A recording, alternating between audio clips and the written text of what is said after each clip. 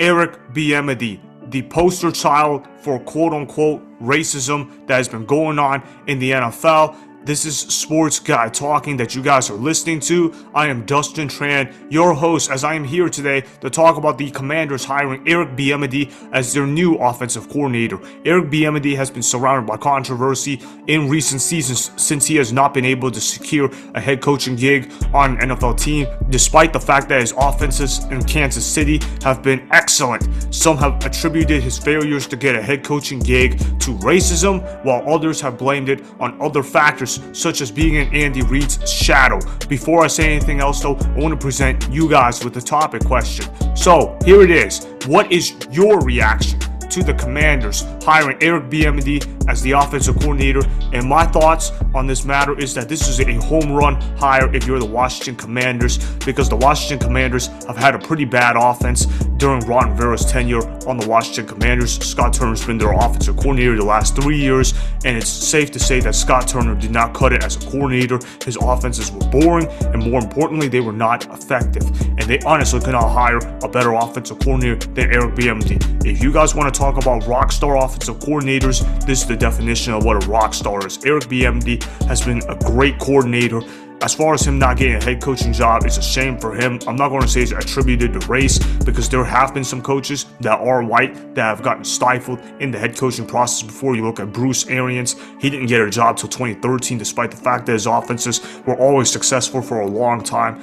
And then you also look at Mike Zimmer, who was never a head coach till 2014, despite the fact that his defenses were beyond excellent, because some GMs feel like some coaches are meant to be career coordinators. Maybe that's how some people feel about Eric Bieniemy. I'm not going to say whether that's right or wrong, but some people are going to go ahead and feel that way. But when you look at Eric Bieniemy, it's undeniable what his impact is as an offensive coordinator. You look at year one under Eric Bieniemy, he turned Patrick Mahomes into an MVP winner.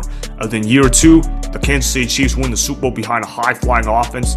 Fast forward to 2022, the Kansas City Chiefs won 2 Super Bowls during the Eric Bieniemy as offensive coordinator era, and he played a huge role in it. I understand that Patrick Mahomes, he's a great quarterback. He may go down as one of the greatest quarterbacks that have ever done it. And then, of course, there's Andy Reid. He may go down as one of the greatest coaches that have ever done it as well. But that doesn't mean that they should be selling short of Eric Bieniemy. And I've heard some people talk about some myths of Eric Bieniemy. He should not get a coaching job because of the fact that he doesn't call plays. And what I'm going to say is, why does that have to matter? I mean, yeah, it should matter. But you look at some of the other coaches that have gotten opportunities. They didn't call plays. Andy Reid, for an example, on the Green Bay Packers, back when he was the offensive coordinator for them back in the 90s, did not call plays. Mike Holmgren called plays. That didn't stop Andy Reid from being a great coach. Look at Zach Taylor for the Cincinnati Bengals. He never called plays under Sean McVay. He got a head coaching job. You look at Doug Peterson even. Look, Doug Peterson, he's a great coach, fantastic coach. I don't think anybody can deny that. He never called plays under Andy Reid whatsoever. And then you look at Matt Nagy. Granted, he did suck when he was a head coach in the NFL. He couldn't develop jack whatsoever at the quarterback position, but he didn't call plays, and he got a shot on the Chicago Bears. So you look at those guys that didn't call plays, and yet they get to be head coaches. Why can't Eric Bieniemy get the same treatment? Do I think it's racially related? No, not really, because 15 teams did interview Eric Bieniemy. The Jets even interviewed him twice. So that means Eric Bieniemy's been to a ton of interviews. And we've heard that he's a poor interviewer, and we've heard that he's not really good dealing with people. And I could honestly buy that, because you see his temper tantrums on the sidelines. You see his fights that he has with Patrick Mahomes. You see his intensity. You've even heard a 2-time Super Bowl champion named LaShawn McCoy come out and trash Eric Bieniemy, saying he doesn't treat people the right way. He told me he was washed up. I mean, he didn't say it quite like that, but he basically said it something along those lines. The point is, Eric Bieniemy does not treat people necessarily well. He's not necessarily a people's guy. And when you're a head coach, you need to have people skills. It's more about just calling plays. You need to be able to relate to people. You need to be able to get along with people. If you don't get along with people, it's going to be very hard to succeed in a coaching job, especially at the head coach position. It's not even just in football. It's in real life too. If you can't get along with people at your workplace, you're not going to last long at your job. And Eric Bieniemy, he might be facing that syndrome right now. Do I think it's overplayed? Yeah, because a lot of football coaches, they're intense. And look at Jim Harbaugh. Jim Harbaugh can't get along with anyone. Yeah, he's a college coach that's making a lot of money. You look at someone like Matt Rule, for an example.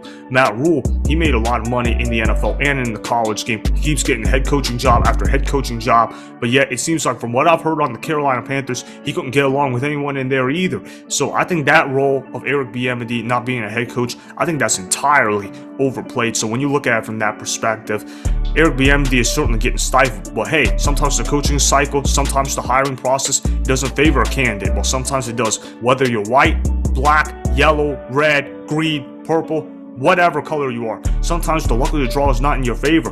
Look at Jim Caldwell as well. Jim Caldwell, he was a former head coach for the Indianapolis Colts and the Detroit Lions. It took him a good while to get a head coaching gig. I mean, he was really successful in the early 2000s as a quarterbacks coach. He was a good position coach under Peyton Manning. But you know what? He didn't get a head coaching job till 2009, and that was with the Indianapolis Colts. Look, if Eric Bieniemy really wanted a head coaching job, he should have stayed on the Kansas City Chiefs, because the Kansas City Chiefs, they have Andy Reid as their head coach. He's 64 years old. He's probably not going to last too much longer, and he probably could have gotten the gig in there. But hey, good for Eric Bieniemy for taking a risk. Good for him taking a risk on the Washington Commanders, because the Washington Commanders, they do have talent. They got Sam Howell at quarterback. I really like the Sam Howell guy. Look, this guy is a gamer, he's a baller, and he's a shot caller. I know not many people know about him. I know that he's only a 5th round pick, but trust me, Sam Howell is going to be the steal of this draft class, and that's going to be saying something, because Brock Purdy was incredible for the 49ers during that 8-game stretch for them. Sam Howell, he's going to be really good as long as he's developed properly. I like that Eric Bieniemy likes him as well. Eric Bieniemy is going to put Sam Howell in positions to succeed. He's going to turn Sam Howell into a Pro Bowl playoff caliber quarterback. Then, of course, he's got Brian Robinson Jr. at the running back position to work with. He's got potential. Then, of course, there's Curtis Samuel. There's Terry McLaurin. Good receivers all over the place. Then, of course, you got the tight end position. You got Logan Thomas. And we know Eric Bieniemy, we know that he can elevate tight ends because he made Travis Kelce have career years under his tutelage as the offensive coordinator. So when you look at it from that perspective, Eric Bieniemy going on the Washington Commanders, this is a very good move. This is much better than having Scott Turner as your offensive coordinator. Think about it as you upgraded the house big time. I'm going to make this analogy. Think of it as a guy that lived in a 1-story house under poor conditions.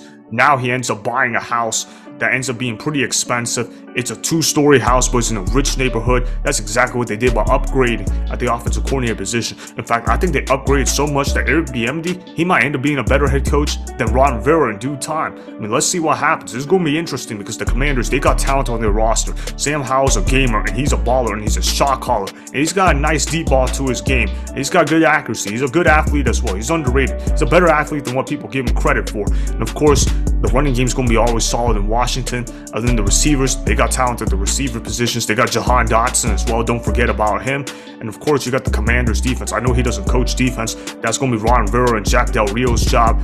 We know that Ron Rivera and Jack Del Rio, they're going to get the defense straight. They're going to get the defense on the right track, and they're going to make the defense very impactful. Overall, though, it's just a great hire for the Washington Commanders. A great move for Eric Bieniemy to make. Now he's going to have a better chance to be a head coach elsewhere in 2024. I'm excited for his future. I'm hoping that he's going to succeed there big time. And I think the Commanders, they made a big dub in this hire. Eric Bieniemy made a big dub going to the Washington Commanders. This is going to be highly successful. I couldn't be more excited for both sides.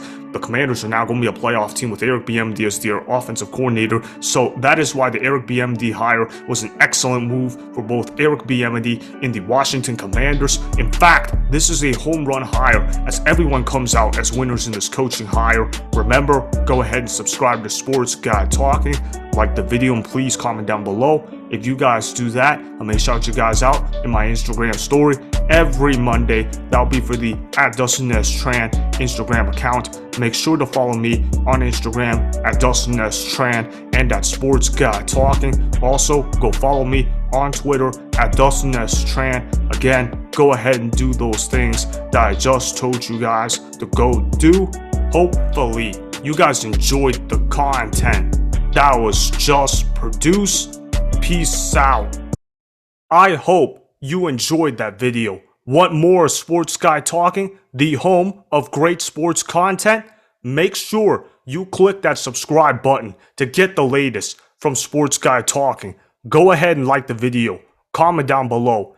check the description box on the video in order to follow my Instagram and Twitter. Also, be sure to check out more of the best clips from the YouTube channel, Sports Guy Talking.